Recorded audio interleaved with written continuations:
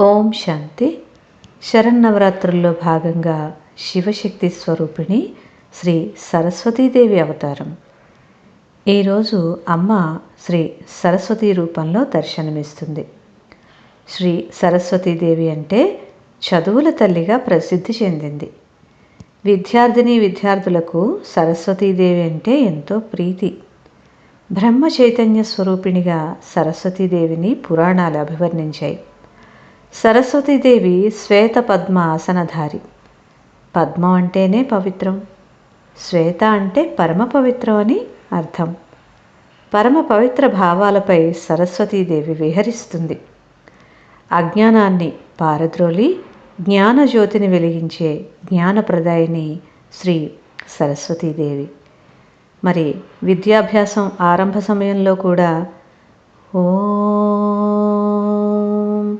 అని ప్రారంభిస్తారు.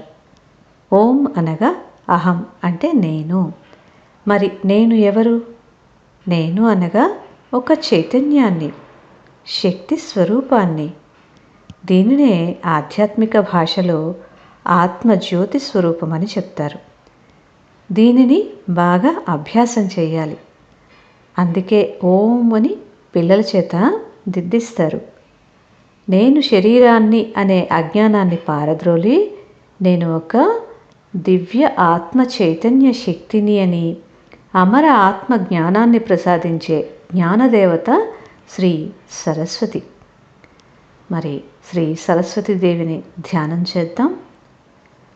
నేను శివశక్తిని.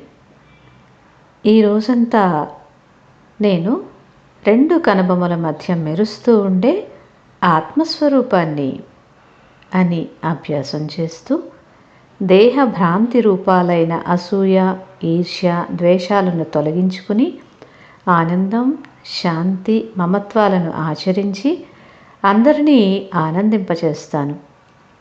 శివపరమాత్మని దివ్య జ్ఞానాన్ని అందరికీ అందజేసి జ్ఞాన సరస్వతిని అవుతాను. దేహ భ్రాంతి యొక్క మూలాలను యోగశక్తితో పికిలించి వేస్తాను. ప్రతి ఒక్కరి నాలుకపై శివనామ స్మరణ అనే మహామంత్రాన్ని వ్రాస్తాను. నేను శివశక్తిని. సదా ఆనందభవ, ఆరోగ్యభవ. ఓం శాంతి. ధన్యవాదాలు.